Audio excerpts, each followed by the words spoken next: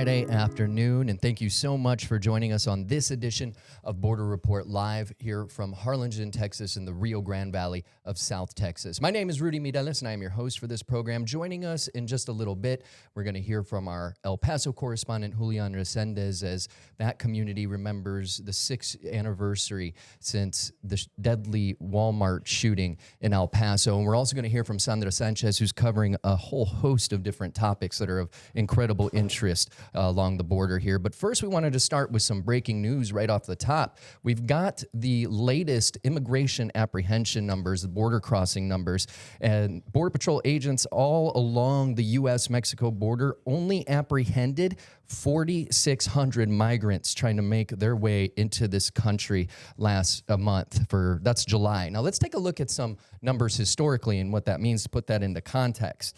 Now in July of last year, that number was 56,400. So you can see there more than 52,000 or almost 52,000 less encounters last month compared to the year prior. Looking back at June, you can see the numbers there on your screen. 6,000, just over 6,000 immigrants detained in June of 2025. June of last year, that number was 83,532. And look at this number right here, January 2025, 29,000, almost 100,000 more people in January of 2024, 124,215. And just look at this. These are the real staggering numbers to look at here, the year-to-date numbers.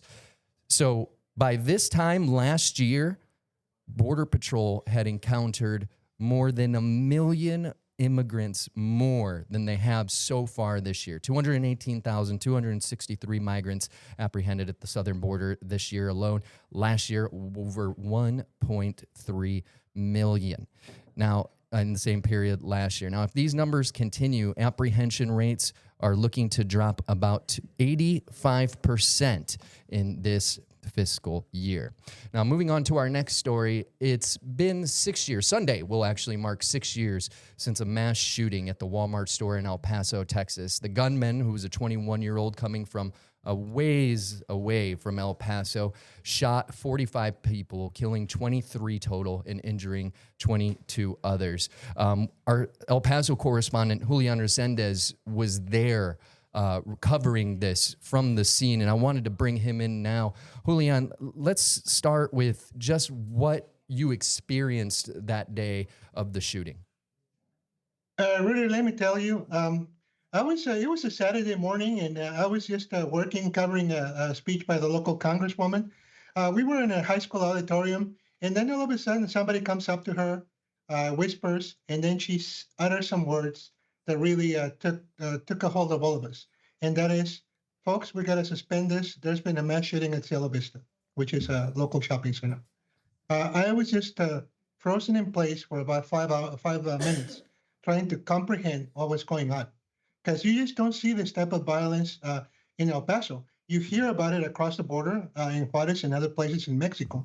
But there's always been that unwritten rule that violence doesn't come north of the border. In this case, it came to us from North Texas in the form of someone who was upset, and he came here and expressed his feelings through an assault rifle.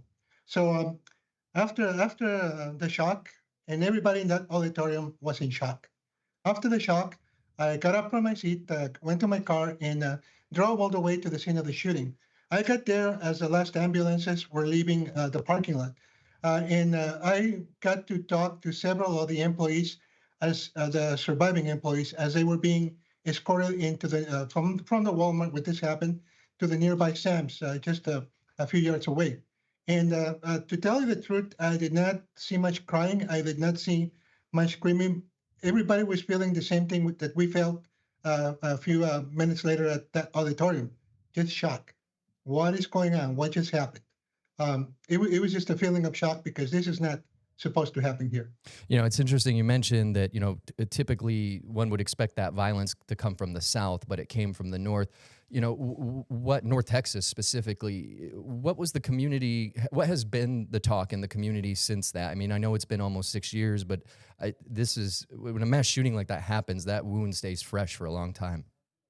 Yes, it does. But if I could summarize in one word what has happened to this community since, that word would be resiliency. People internalize this. People cope with the pain, with the shock, especially with the anger. We have not seen much expression of anger in this community. I imagine that if something like this were to happen in somewhere else, maybe feelings would be different. But this is a peaceful community, family oriented, and when something bad happens, you just tend to go back to what makes you strong. In this case, family, friendship, community, even routine. I can tell you that a few days after this happened, the regular no back and forth traffic between Mexico and El Paso resumed. People did not stay home and refused to go out shopping or doing anything. They just endured and move on. Now, of course, and this brings us to today's story. Mhm. We still remember, people still remember, and they don't want to forget for one very simple reason. If you forget why something happened, it might happen again. So this morning at the Mexican consulate here in El Paso, the Consul of Mexico invited some of the relatives of the victims, some of the survivors even, to a remembrance ceremony. There you see the building of the Mexican consulate in El Paso. To your right, you might see an icon. That is a monument, a permanent monument at the consulate with the names of the fatal victims. So that's how this community remembers its dead. Now, I can tell you that the gunman specifically had a beef with Hispanics. Specifically, he's alleged to have said that he came here to kill Mexicans. Now, of the 23 people that died, about a third, a little more than a third, nine were Mexican citizens. The others were Americans. So it's one of those acts that doesn't really make sense even after the fact. And Julian, I think we have a sound bite Yes. from this morning's. I'll go ahead and run that now. Yeah, this is the Mexican consul, and he explains what's going on. I think there's still a lot of emotion that will never go away. I think these are difficult times around the 3rd of August every year. As you mentioned, this is the 6th anniversary. And I think it will keep coming during these times. I think this was an event that really left a big scar in this community. This is a very binational community. So what it happened left a big scars here. So we need to be aware and keep, again, remembering the people who died so that we can remember the event. We cannot let that happen again. So we have to be aware of the situation currently to keep fighting against all these hate speeches, racism and xenophobia. Let me follow up on that last statement by the consul regarding the hate speech. There's a lot of concern stemming from the incident about the anti-immigrant rhetoric. Regardless of how you feel about the immigration debate, what people are saying is there's no room for hate. State your opinion, vote your opinion, talk about your opinion, but there's no need to go and get a rifle and do stuff. You know, something interesting that you had mentioned earlier and that the Consulate General had mentioned is that El Paso, just like here in the Rio Grande Valley, and I'm sure pockets of San Diego, if not the whole city out in Salvador Rivera's territory and coverage territory, you know, it truly is a binational area. So often we always say down here in the Rio Grande Valley, we don't feel like we're a part of the Texas, Texas. We're not a part of Mexico either. We're together with everyone that's just on the other side of the border. And I think it's important to remember that, you know, that Walmart, just like the Walmarts down here in Brownsville, McAllen, Harlingen, Texas, a lot of folks come from over the border to get their groceries for the week at our grocery stores here too. So it affects them. As you said, you know, some of those were Mexican citizens that were killed. Yeah, as a matter of fact, a couple of years ago, I wrote about a study on why people cross the border, why El Pasoans go to Mexico, why people from Juarez come to El Paso. And 60% of them don't come to shop, to the tourism, don't come to the business. They go to visit family, either family that they left behind in Mexico, their uncles, or grandparents, or family that they have here. Their siblings, their nephews, their children, their grandchildren who migrated or who have had children. So yeah, it's a totally integrated community with a lot of family ties. Yeah. That's where the council says that we're a binational community. All right. Well, thank you so much for your reporting on this, Julian. But please stick around, because when we bring Sandra Sanchez in, we're also going to bring you in to talk about, again, a whole host of topics related to the border. So stay with us. Border Report Live is back in 1 minute.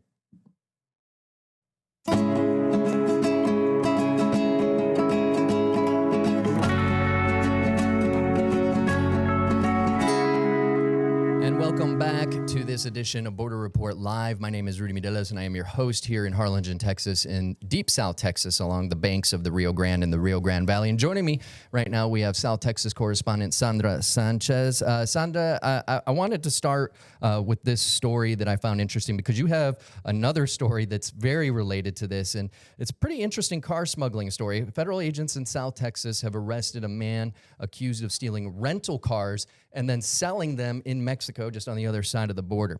Homeland Security investigations arrested Jose Alberto Sosa, 45 years old, on Tuesday, and they've accused him of renting cars not just here along the southern border, but all across the United States, driving them to the Rio Grande Valley in deep South Texas and shipping the cars across the border. Now, during a 3-month period, they say people who participated in this conspiracy stole cars worth more than $500,000, according to documents filed in the case.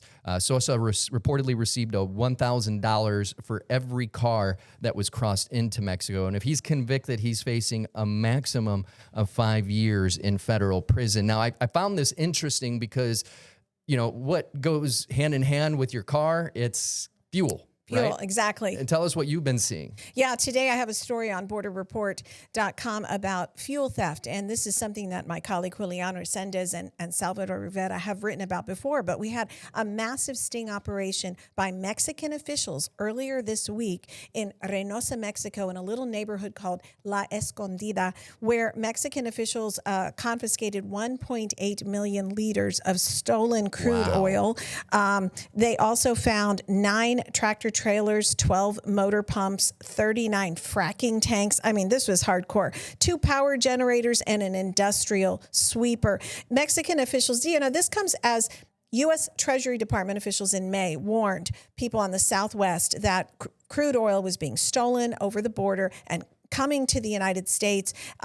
And they linked it to cartel organizations, the Sinaloa cartel, the Jalisco Nuevo Generacion, and the Gulf cartel, which operates south of the border in Reynosa, mostly here on Gulf of Mexico, Gulf of America area.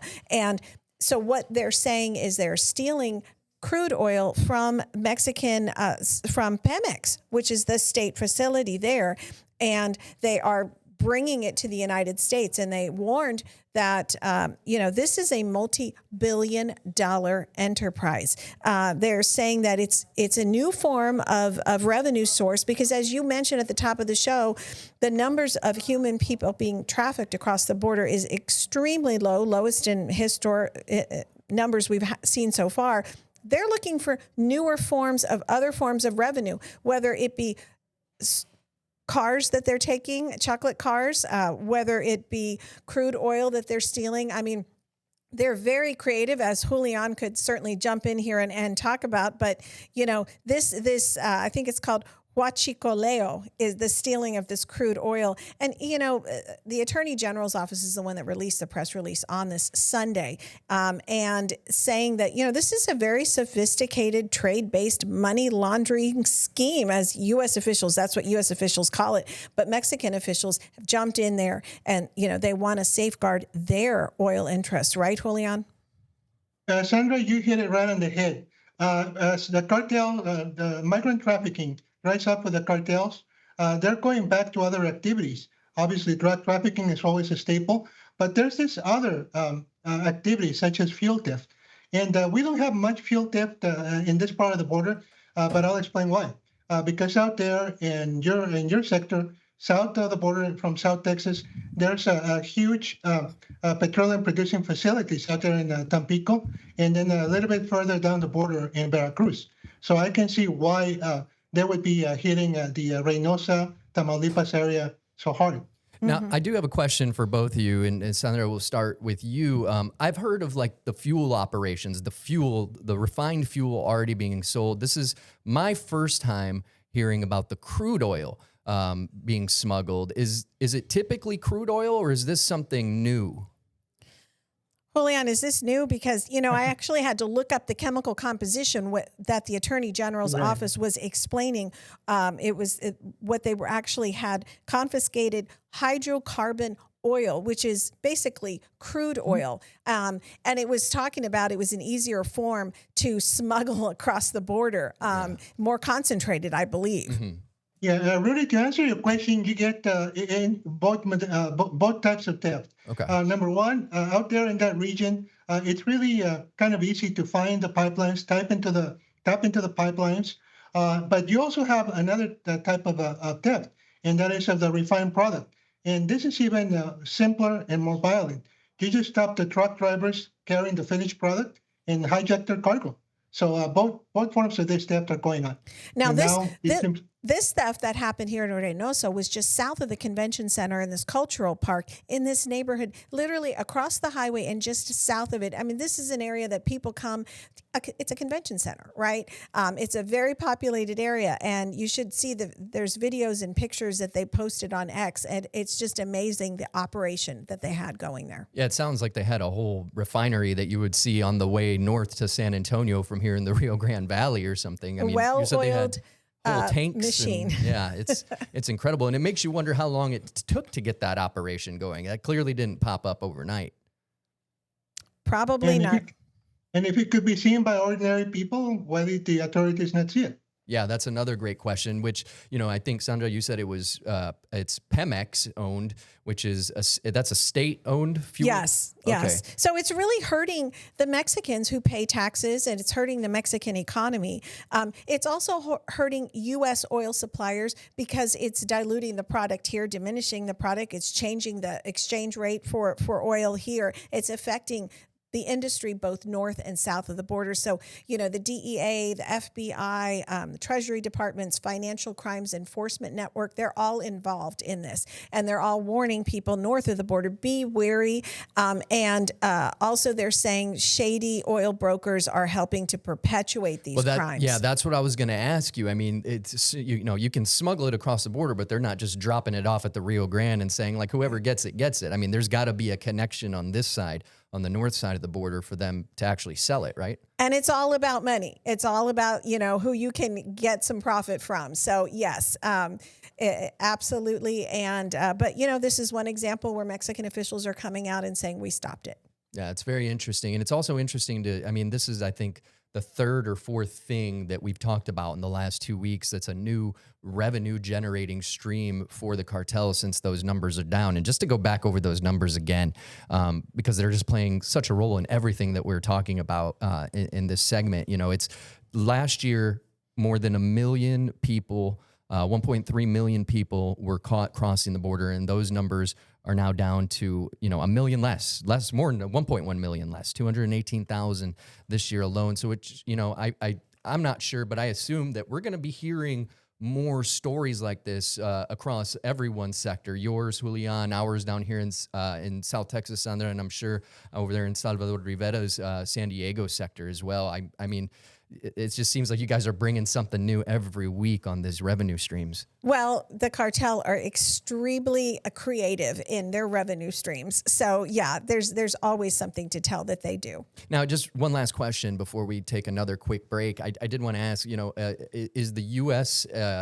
Department of Justice, other than making a statement, are they getting involved in the investigations on this side of the border? Well, like I said, FINCA, the Treasury Financial Crimes Enforcement Network, DEA, FBI, and the Department of Homeland Security's Homeland Security investigations are very involved with monitoring what's happening there and warning people. So this particular seizure was the Mexican federal, the Mexican Police Criminal Investigation Agency, the Cabinet of the Government of Mexico, the Ministry of National Defense, the National Guard, and Citizens Protection and Civil Protection, firefighters, Pemex personnel, and they said forensic experts from the Attorney General's office.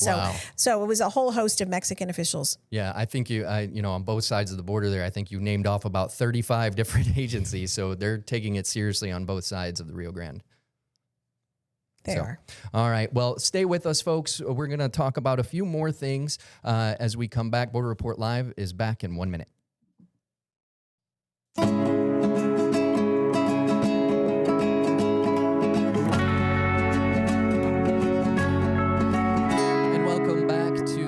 Friday, August 1st edition of Border Report Live. My name is Rudy Mideles here in Harlingen, Texas, in deep South Texas's Rio Grande Valley. And I wanted to bring Sandra back in here because, all the things we're talking about today, all those numbers being down, yet Border Patrol is actually trying to increase the number of folks they have. Tell us a little bit about their efforts. Yeah, not only Border Patrol, but ICE, and we'll talk about that in a second. But if a Border Patrol agent retired between July 2020 to July 2024, so basically they were retired just the past year, they are eligible to be rehired by Customs and Border Protection and possibly get a waiver where they could continue receiving their retirement annuity and also get their new salary. Now, look, salaries for this GS-13 and GS-12 position start at $105,000, and they are going to expedite the hiring process to rehire these former agents, and their training would be at the local sector. They wouldn't have to go to